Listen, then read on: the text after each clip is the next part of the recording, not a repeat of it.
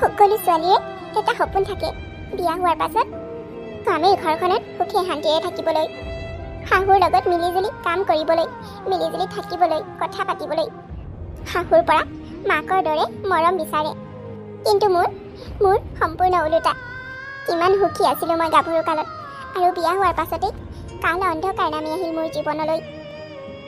প্ৰথমতেতো শাহুৱে মৰমেই কৰিছিল, কিন্তু এতিয়া লাহে লাহে নাজানো কিয় তেওঁ ইমান মোক দেখিব নোৱাৰা হৈছে।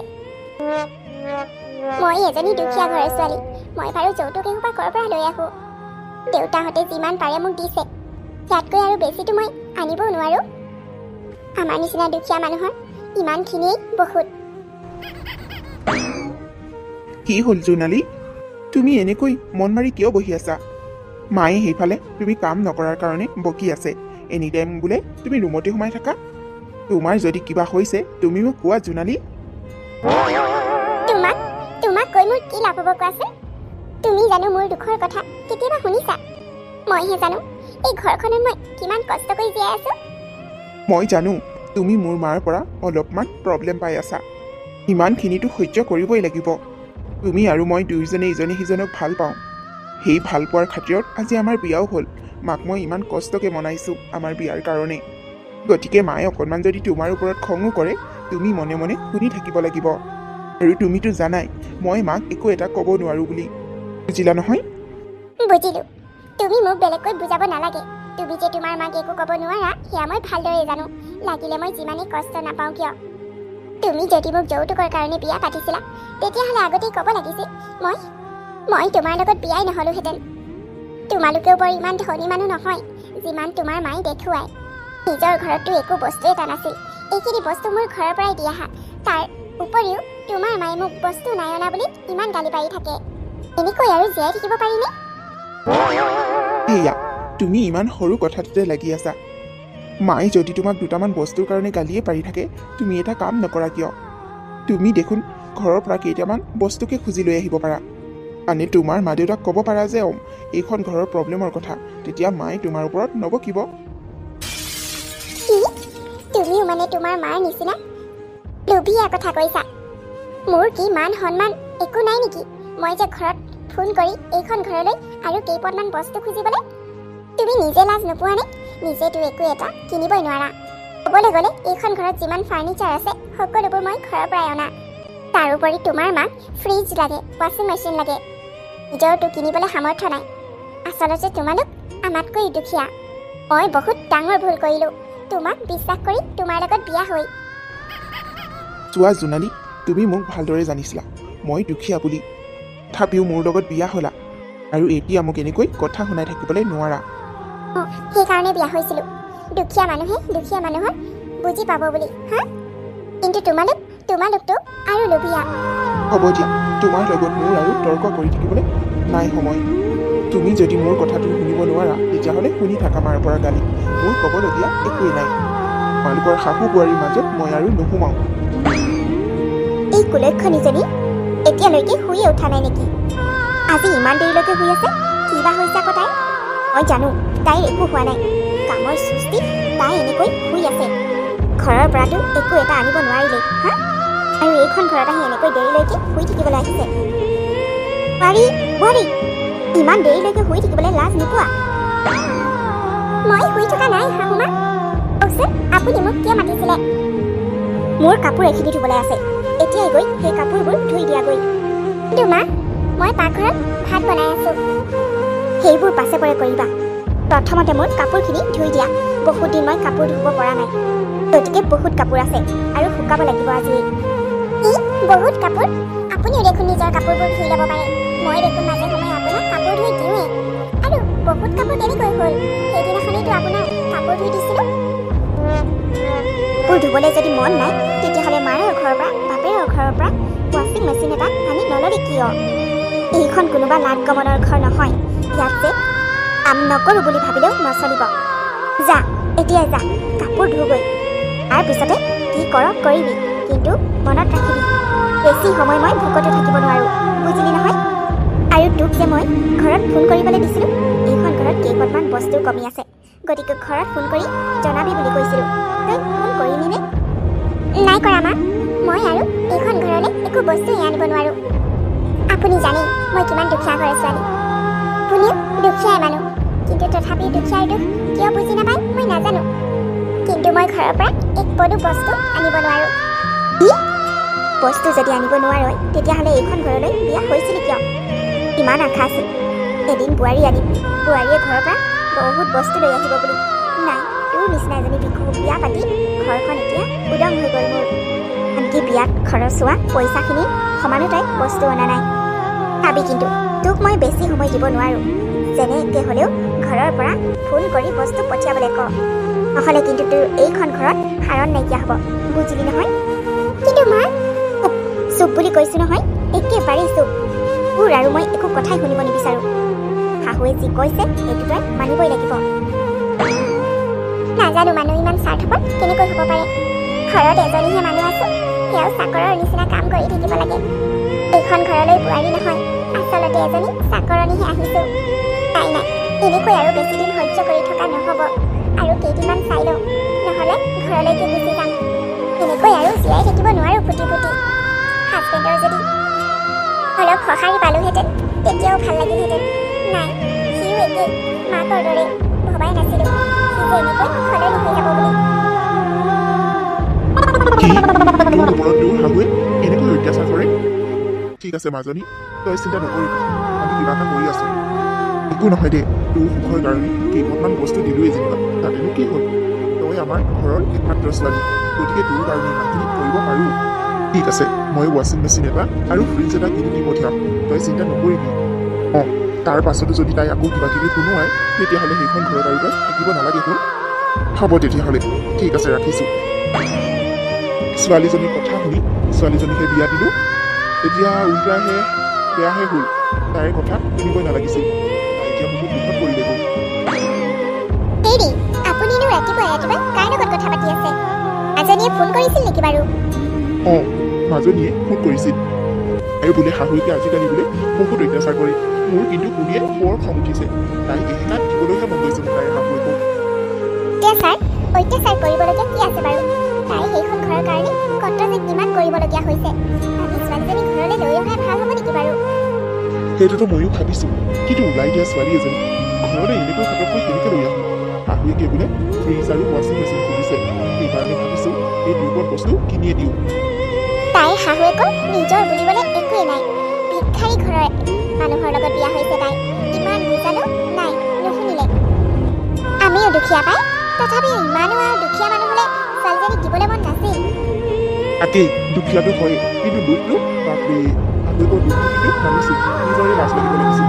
নিজৰ মুখেৰে বোৱাৰী একক এনেকৈ বস্তু আনিবলৈ ল'বলৈ নাই নহয়, সঁচাকৈ। সেইকাৰণে কৈছোঁ ছোৱালীজনীক লৈ আহে ভাল হ'ব।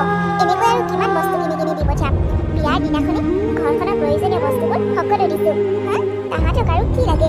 নিজেতো একো এটা কিনিবলৈ নোৱাৰি। জোৱাই কি? সি কি একোৱে ক'ব নোৱাৰে নেকি মাকক? জোৱাইৰ কথা কোৱা নহ'লেই, নাজানো, হয় চাগে জোৱাইহে মাকৰ ফলিয়াই চাগে, সেইকাৰণে তাই এনেকৈ কান্দি কান্দি মোলৈ ফোন কৰিছে। এইবাৰ আমি তাইক আনিব নালাগে দিয়া, সেই ফ্ৰিজ আৰু ৱাশ্বিং মেচিনটো কিনি দিওঁ। তাৰপিছত চাওঁচোন শাহুৱেকে তাইক মৰম কৰেনে নাই। তাৰপিছতো যদি শাহুৱেকে উল্টা পুল্টা কাৰণে তাইৰ লগত আকৌ অত্যাচাৰ কৰে তেতিয়াহ'লে মই তাইক সোনকালে লৈ আহিম। কিন্তু এতিয়া ফটককৈ ৱাশ্বিং মেচিন আৰু ফ্ৰিজ কেনেকৈ কিনিব? ইয়াৰ কাৰণেতো কমেও 50,000 মান টকা লাগিব। টকাটো লাগিবই, কিন্তু ছোৱালীজনীৰ সুখৰ কাৰণে টকা উঠাই চালে নহ'ব। তুমি চিন্তা নকৰিবা, মই কিবা এটা কৰিম। এসপ্তাহটোৰ ভিতৰতে মই কিনিব লাগিব। বস্তুকেইটা দিয়াৰ পিছতো যদি তাইক শাহুৱেকে ভালকৈ মৰম নকৰে আৰু অত্যাচাৰ কৰে, এইবাৰ কিন্তু মই মনে মনে নাথাকোঁ। সকলো বস্তুৰ লগতে মানুহজনীকো লৈ আহিম। অঁ, তুমি ঠিকেই কৈছা, সেইটোৱে কৰিব লাগিব। তেতিয়াহে তাইৰ শাহুৱেকে একেটা পাব। আৰে মা, আজি তুমি পাকঘৰত যে? জোনালী কলৈ গ'ল? তাই থকাৰ অৱস্থাত তুমি পাকঘৰত এনেকৈ কাম কৰিছা যে? আই ঐ দেহি, মোৰ ল'ৰাটোৰ মোৰ কাৰণে ইমান মৰম। তেতিয়াহ'লে ঘৈণীয়েৰক নকওঁ কিয়? হা, ঘৈণীয়েৰক কেতিয়াবা গালি পাৰি পাইছ? দেখিছ নাই ইমান শকত মানুহজনী মই কেনেকৈ বহি বহি ভাত বনাবলগীয়া হৈছে? ইমান ক'লোঁ বোলো ধনী ঘৰৰ পৰা ছোৱালী এজনী আনিবি বুলি, কিন্তু নাই, তই নুশুনিলি। তই সেই দুখীয়া ঘৰৰ পৰা ছোৱালী এজনী উঠাই লৈ আহিলি। এতিয়া দেখিছনে? মা, কি কৰোঁ কোৱা? এতিয়া তাইক বিয়া পাতিলোৱেই যেতিয়া তাইৰ লগত থাকিবই লাগিব। আজি ধনী ঘৰৰ পৰা যদি বিয়া পাতিলিহেঁতেন, ঘৰখনৰ গোটেই বস্তুবোৰৰ লগতে এটা ঘৰো বনাই দিলেহেঁতেন, এখন গাড়ীও লৈ দিলেহেঁতেন। কিন্তু তই কি কৰিলি? এজনী বিকহু ঘৰৰ ছোৱালীক উঠাই লৈ আহিলি, নিজেতো দুখীয়াই। ভাবিছিলোঁ বোৱাৰী এজনী অনাৰ পিছতে বোৱাৰী ঘৰখনৰ পৰাই আমি ধনী হৈ যাম বুলি। নাই, তই মোৰ সকলো সপোন ভাঙি দিলি। মোক ক্ষমা কৰি দিবা মা, মই তোমাৰ সপোন পূৰণ কৰিবলৈ নোৱাৰিলোঁ। শুন, এতিয়াতো যি হ'ল হ'ল। আগঘৰৰ কাৰণে এটা গেছৰ প্ৰয়োজন, আৰু তই ইফালে সিফালে যাবলৈও বাইক এখন লাগে, আৰু ঘৰটোতো এনেকুৱা মাটিৰ পকা ঘৰ এখন জানো নালাগে? অঁ মা, তাৰ কাৰণে মই কষ্ট কৰি আছোঁ। আমি অতি সোনকালেই এখন ঘৰ বনাম। কি দৰকাৰ পৰিছে হা? কি দৰকাৰ পৰিছে তোৰ ঘৰ বনাবলৈ? কিন্তু মই নবনালে কোনে বনাব মা? মই কৈছোঁ তই কষ্ট কৰাৰ কোনো প্ৰয়োজন নাই ঘৰ বনাবলৈ। ঘৈণীয়েৰক কবি, ঘৈণীয়েৰৰ বাপেকে এখন ঘৰ বনাই দিব পাৰিব। এইখন ঘৰৰ তাই একমাত্ৰ ছোৱালী, গতিকে একমাত্ৰ ছোৱালীৰ কাৰণে তেওঁলোকে সকলো কৰিব পাৰিব। কি? কেইটামান ঘৰৰ বস্তু দিওঁতে তেওঁলোকৰ ধোঁৱা ওলাই গৈছে, আৰু কৰি এখন ঘৰ বনাই দিব ক'লে তেওঁলোকে মোক কি বুলি ভাবিব? কি বুলি ভাবে নেভাবে সেয়া পাছৰ কথা, কিন্তু মোৰ এটা বিশ্বাস আছে, তাই সেইখন ঘৰৰ একমাত্ৰ ছোৱালী হিচাপে তাইৰ কাৰণে মাক দেউতাকে সকলো কৰিব। তই মাত্ৰ তোৰ ঘৈণীয়েৰক ক, বুজিলি নহয়? আৰু লগতে বাইক এখনো খুজিবি, আৰু গেছ এটাও খুজিবি পাকঘৰৰ কাৰণে। ঠিক আছে মা, মই জোনালীৰ লগত কথা পাতিম বাৰু। হ'ব দে, যা এতিয়া, নহ'লে আকৌ তোৰ কামলৈ দেৰি হৈ যাব। ঠিক আছে মা, আৰু তুমি এনেকৈ কাম কৰি নাথাকিবা। কিবা যদি কাম থাকে জোনালীক ক'বা, তাই কৰি দিব নহয়। হ'ব দে, মোৰ কামৰ কাৰণে তই চিন্তা নকৰিবি। তোৰ ঘৈণীয়েকক কৈ কৈ মোৰ মূৰটো গৰম হৈ গৈছে, তাই দেখোন মোৰ কথা একোৱেই নুশুনে। ঠিক আছে মা, মই এতিয়া কামলৈ যাওঁ, পাছত মই তাইৰ লগত আলোচনা কৰিম বাৰু। যা। এনেকৈ ল'ৰাটোক অলপ কথা শুনাই এইজনীৰ ওপৰত অত্যাচাৰ কৰিব দিব লাগিব, তেতিয়াহে তাই বুজিব। মাহঁতলৈ বেয়াই লাগে, তেওঁলোকে মোৰ সুখৰ কাৰণে কত যে কিমান কৰিছে। ফ্ৰিজো কিনি দিলে, ৱাশ্বিং মেচিনো কিনি দিলে। এতিয়া আৰু মোৰ শাহুৱে মোক একো ক'বলৈ চান্স নেপাব। জোনালী, তুমি পালাহি? অঁ জোনালী, তোমাৰ লগত মোৰ অলপ কথা আছে জোনালী। ঠিক আছে, কোৱাচোন। তুমি বোলে ঘৰত মাৰ কথা একোৱেই নুশুনা? এইবোৰ কি? তুমি এইখন ঘৰৰ বোৱাৰী, আৰু এইখন ঘৰৰ একমাত্ৰ বোৱাৰী। তুমি যদি মাৰ কথা নুশুনা তেতিয়াহ'লে কোনে শুনিব কোৱা? তোমাৰ মায়ে এনেকৈ কৈছে? তোমাৰ মাৰ লাজ লাগিব লাগিছিল মোৰ ওপৰত ক'বলৈ। ৰাতিপুৱাৰ পৰা গধূলিলৈ এইখন ঘৰৰ চাকৰণীৰ দৰে কাম কৰি থাকোঁ, হা? তাৰোপৰি তোমাৰ মাৰ অত্যাচাৰ সহি থাকোঁ, আৰু মই কি কৰিব লাগে? তুমি মিছা নামাতিবা। মই ৰাতিপুৱা নিজে দেখিছোঁ মায়ে পাকঘৰত ভাত বনাই আছে। এতিয়া গম পালা নহয়? মই জানো, তেওঁ তোমাৰ আৰু মোৰ সম্পৰ্কটো ভাঙিবলৈ চেষ্টা কৰি আছে চাগে, সেইকাৰণে সেইবোৰ নাটক কৰিছে। আৰু এটা কথা, তুমিতো জানাই মোৰ তেনেকৈ একো নিৰ্দিষ্ট কাম নাই। ইফালে সিফালে কিবা কৰি ঘৰখন চলাই আছোঁ। মোৰ মাৰ এটা সপোন আছিল, এখন ধুনীয়া ঘৰ আৰু মোৰ কাৰণে এখন বাইক কিনিবলৈ।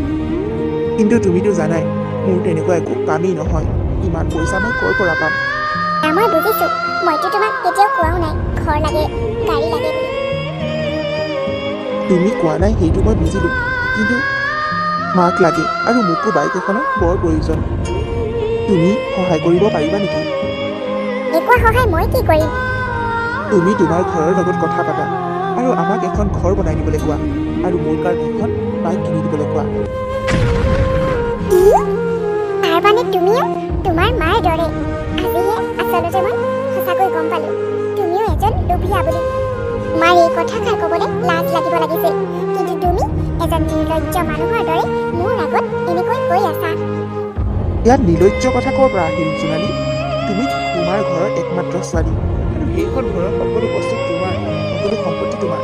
গতিকে তুমি নিজৰ কাৰণে ঘৰ এখন বনোৱাটো কি ডাঙৰ কথা? এখন ঘৰত ইটোৰ পাছত ইটো লাগে বুলি তোমাৰ মায়ে দাবী কৰিছিলে, আৰু সেইবোৰ মই পূৰণ কৰিছিলোঁ, কাৰণ মই কেতিয়াও ভবা নাছিলোঁ যে বিয়া হোৱাৰ পাছত আকৌ মই মোৰ মাৰ ঘৰলৈ ঘূৰি গৈ মাহঁতক দুখ দিয়াৰ কথা। কিন্তু সেইবোৰে নুজুৰিলে। এতিয়া তোমালোকে এখন ঘৰ দাবী কৰিছা। মোৰ ভাবিবলৈ ভয় লাগিছে, তোমাৰ নিচিনা মানুহ এজন মোৰ স্বামী বুলি। জোনালী, তোমাক মই ভালে ভালে কৈ আছোঁ, তুমি ঘৰত কথা পাতা আৰু এইখন ঘৰ বনাই দিবই লাগিব। অঁ, আৰু এটা কথা, পাকঘৰত এটা গেছৰ প্ৰয়োজন।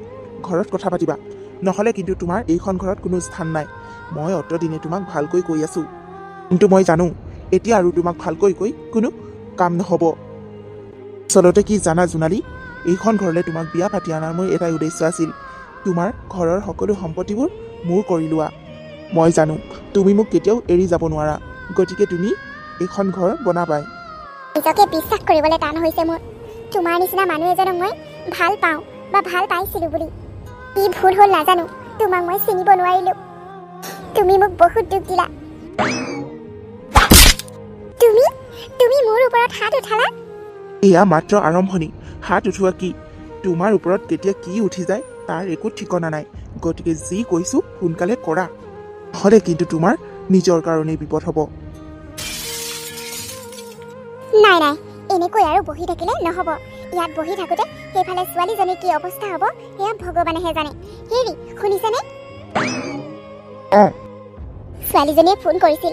তাইৰ ওপৰত বোলে আজিকালি তাইৰ সেই জোঁৱাই আৰু শাহুৱেকে বহুত বেছি অন্যায় কৰে, অত্যাচাৰ কৰিছে। ঘৰ এখন বোলে বনাই দিব দিছে, পকা ঘৰ হেনো, আৰু হেনো বাইক এখনো দাবী কৰিছে বোলে। আমি কি তাহাঁতৰ ঠিকালৈ থৈছিলোঁ নেকি বাৰু ছোৱালীজনীক বিয়া দিয়াৰ পিছত এনেকৈ তেনেকৈ বস্তু দিম বুলি? এই ভিকহু ঘৰৰ আৰু কাম নাই, লাজ নালাগে তাহাঁতৰ। কাৰণে কৈছোঁ ছোৱালীজনীক লৈ আহোঁগৈ বলক। তাই বহুত দুখত আছে, তাই বহুত কষ্টত আছে। তুমি ঠিকেই কৈছা, ব'লা তাইক আমি আজিয়ে ঘৰলৈ লৈ আহোঁ। এনেকৈ আৰু সহ্য কৰি থাকিলে নহ'ব। তাইক তুমি ক'লানে? তাই কোৱা মই জানো, তাই যদি আমি লৈ আহোঁগৈ বুলি কওঁ নাহোঁ বুলিয়ে ক'ব। কাৰণ এইখন ঘৰলৈ তাই আহি এইখন ঘৰক অশান্তি কৰিব বুলি তাই সদায় নাহোঁ বুলিয়ে কয়। সেইকাৰণে আমি এনেকৈয়ে যাম আৰু তাইক তাতেই বুজাই পৰাই ঘৰলৈ লৈ আহিম। এনেকৈ আৰু নিজৰ ছোৱালীজনীক কষ্টত থকা কেতিয়াও চাব নোৱাৰোঁ মই। ব'লক সোনকালে ব'লকচোন। ব'লা। তই কি বুলি কৈছ? ঘৰত তই নক বুলি কৈছ? হা, তই নকতো ঘৰ নবনাও? হা, ঘৰ নবনাওতো তই? তেতিয়াহ'লে তই মৰিবলৈ সাজু হ। মাৰক, আপোনালোকে মোক লাগিলে মাৰি পেলাওক, মই তথাপিও ঘৰত এইখন ঘৰলৈ এখন ঘৰ বনাবলৈ নকওঁ। আচলতে আপোনালোকৰ লগত থকাতকৈ মৰি যোৱাই ভাল। মোক মাৰি কি সন্তুষ্টত থাকিব পাৰিব আপোনালোকে? মোক মৰাৰ পাছতো জেললৈয়ে যাব লাগিব। মা, এই কথা অলপ বেছি হৈছে, আৰু অলপ দিব লাগিব চুটুকাটো। মোক নামাৰিবা, দুখ পাইছোঁ। এতিয়াইতো মৰিবলৈ সাজু আছিলি, এতিয়া আকৌ কি হ'ল? সোনকালে ক, তই এইখন ঘৰৰ কাৰণে ঘৰ বনাবলৈ কবিনে ঘৰত? নকওঁ বুলি কৈছোঁ নহয়, নকওঁ। আপোনালোকে যিমান যি কৰে কৰি থাকক। তেতিয়াহ'লে তই মৰ। ৰ'বা মা, এইবোৰ তুমি কি কৰিছা? কি কৰিছোঁ? এইক আজি কাটিয়ে পেলাওঁ, তেতিয়াহে এই গম পাব। তোমাৰ মূৰটো গৰম হৈছে নেকি মা? মানে? আমি তাইক অত্যাচাৰ কৰিছোঁ, মাৰিছোঁ, ধমকাইছোঁ, সেয়া ঠিকেই আছে। মই মাত্ৰ তোমাক দাখন তাইক ভয় খুৱাবৰ কাৰণেহে ল'বলৈ দিছোঁ। তাইক মই কাটিবলৈ ল'ব দিয়া নাই নহয়। এয়া তুমি কি কৰিব ওলাইছা মা? তাইক কাটাৰ পাছত আমি কি শান্তিত থাকিব পাৰিম? গোটেই জীৱন জেলত থাকিবলগীয়া হ'ব, আৰু এইখন গাঁৱৰ পৰাই আমাক খেদি দিব। আৰু তুমি জোনালীক কেনেকৈ কাটি পেলাব পাৰা? যিমানেই নহওক লাগে, তাই তোমাৰ বোৱাৰী আৰু মোৰ পত্নী। তাইৰ ওপৰত আমি অত্যাচাৰ কৰিব পাৰোঁ, মাৰিব পাৰোঁ, কিন্তু হত্যা কৰাৰ আমাৰ কোনো অধিকাৰ নাই। মোক মাৰি নেপেলাব শাহুমা, মই আজিয়ে ঘৰলৈ গুচি যাম। মাজনী, তাইক নামাৰিব। মা, দেউতা। মাজনী, আমি পালোহি, তোমাৰ একো নহয়। মোক লৈ ব'লা মা, দেউতা মোক লৈ ব'লা। এওঁলোকে মোক মাৰি পেলাব। তোমালোকে যদি নাহিলাহেঁতেন আজি মই মৰি গ'লোহেঁতেন মা। এওঁলোকক মই উচিত শাস্তি দি আছোঁ মাজনী। আমাৰ একমাত্ৰ ছোৱালীজনীক এওঁলোকে হত্যা কৰিবলৈ চেষ্টা কৰিছে। আজি যদি আমি সঠিক সময়ত নাপালোহিহেঁতেন, আমাৰ ছোৱালীজনীক আমি কেতিয়াও দেখি নাপালোহেঁতেন। ভবা নাছিলোঁ আপোনালোক ইমান তললৈ নামিব পাৰে বুলি। আপোনালোক নাই আমি তাইক এনেই ভয়হে খুৱাইছিলোঁ। অঁ সৰু দেউতা, ভয়হে খুৱাইছিলোঁ। মোৰ ছোৱালীক ভয় খুৱাবলৈও তহঁতি সাহস ক'ত পালি? এতিয়া তহঁতৰ এই মিছা কথাত ভুল যাম বুলি কেতিয়াও নাভাবিবি। আমাৰ ঘৰৰ পৰা যিমান বস্তু দিছিলোঁ ছোৱালীজনীৰ লগতে সকলো লৈ যাম, আৰু তহঁতক মই কেতিয়াও ঘূৰাই নেৰোঁ। এতিয়াই মই পুলিচলৈ ফোন কৰিছোঁ। পুলিচ? নাই আপোনালোকে তেনেকুৱা নকৰিব। যিৰ পৰা আমি জোনালীক আৰু একো অত্যাচাৰ নকৰোঁ, আৰু একো বস্তু নালাগে। দেউতা, মা, এওঁলোকে বহুত লোভীয়া মানুহ, আৰু কেনেকৈ মিছা মাতিছে তোমালোকে দেখিছে নহয়। এওঁলোকক সদায় নেৰিবা মা দেউতা, এওঁলোকে মোক বহুত অত্যাচাৰ কৰিলে। কি মোৰ মানুহজনেও মোক এৰি নিদিলে, তেওঁ মাকৰ নিচিনাকৈ মোৰ লগত অত্যাচাৰ কৰিলে। এওঁলোকক এতিয়াই জেললৈ পঠিওৱা। পাবই লাগিব মোক মাৰি পেলাব লৈছিল তোমালোকে নাহা হ'লে চাগে মোক আজি কাটিয়ে পেলালেহেঁতেন জোনালী তুমি কেনেকৈ ক'ব পাৰা মই তোমাক কেতিয়াও কাটি নেপেলাওঁ এই দেখোন নিজে শুনিলা মই মাক কেনেকৈ ৰখালোঁ হ'ব দিয়া এতিয়া নাটক কৰিব নালাগে তুমিয়েতো ধৰি দিছিলা মাক মাৰিবলৈ মোক তুমি ধৰি দিছা তাৰপিছতে তোমাৰ মায়ে মাৰিছে আৰু তুমিও মাৰিছা তুমি ক'লেই হ'বনে তাৰপিছতে কাটিব লওঁতে তুমি সেই ভয়ত জেললৈ যোৱাৰ ভয়ত মাক ৰখাইছা মই জানো তোমাৰ মোৰ প্ৰতি অলপো মৰম নাই হ'ব দিয়া মাজনী তুমি একো এক্সপ্লেইন কৰাৰ প্ৰয়োজন নাই আমি সকলো দেখি আছোঁ বল জেললৈ বল বোৱাৰীৰ ওপৰত পত্নীৰ ওপৰত অত্যাচাৰ কৰ এতিয়া জেললৈ গৈ গম পাবি ইহঁতৰ নিচিনা মানুহৰ কাৰণে আজি এখন সভ্য সমাজ গঢ়ি উঠা নাই আজিৰ যুগতো এনেকৈ যৌতুকৰ কাৰণে নিজৰ বোৱাৰীয়েকক অত্যাচাৰ কৰে নিজৰ পত্নীৰ কথা নাভাবি মাকৰ লগত মিলি পত্নীক মাৰিব বিচাৰে তোক মই ভালকৈয়ে শাস্তি দি আছোঁ প্ৰথমতে তই জেললৈ বল তাৰ এওঁলোকক ভালকৈ শাস্তি দিব আজি বিয়া হোৱাৰে পৰা মোৰ ছোৱালীজনী এওঁলোকে ইটোৰ পাছত সিটো যৌতুক খুজি আছে আৰু সকলোবোৰ দিয়াৰ পাছতো আৰু এনেকৈ অত্যাচাৰ এওঁলোকে মোৰ ছোৱালীজনীক এদিনো শান্তিৰে খাব নিদিয়ে ঠিক আছে আপোনালোকে চিন্তা নকৰিব আপোনালোকক উচিত ন্যায় দিয়া হ'ব এতিয়া আমি গৈছোঁ আপোনালোকে ছোৱালীজনীক ভালকৈ চিকিৎসা কৰি ল'ব হয় ছাৰ আৰু থানালৈ এপাক আহিব হ'ব ছাৰ বল ইহঁতক গাড়ীত উঠা মাজনী ব'লা ঘৰলৈ যাওঁগৈ চিন্তা নকৰিবা মই জানো তোমাৰ তেওঁলোকৰ কাৰণেও বেয়া লাগিছে পুলিচে শাস্তি দিব বুলি কিন্তু সেইবোৰ তুমি ভাবিবলৈ কোনো প্ৰয়োজন নাই কাৰণ তোমাৰ কথাও তেওঁলোকে নাভাবিলে আজিৰ পৰা আৰু তোমাক কোনেও অত্যাচাৰ নকৰে ব'লা এতিয়া আমি ঘৰলৈ গুচি যাওঁ অঁ মা আমি মা দেউতাহঁত আছোঁ নহয় আমি থকাৰ অৱস্থাত তোমাক কোনেও একো কৰিব নোৱাৰে মাজনী যি হ'ল এইবোৰ সকলো পাহৰি যাবা আৰু নতুনকৈ জীৱন আৰম্ভ কৰিবা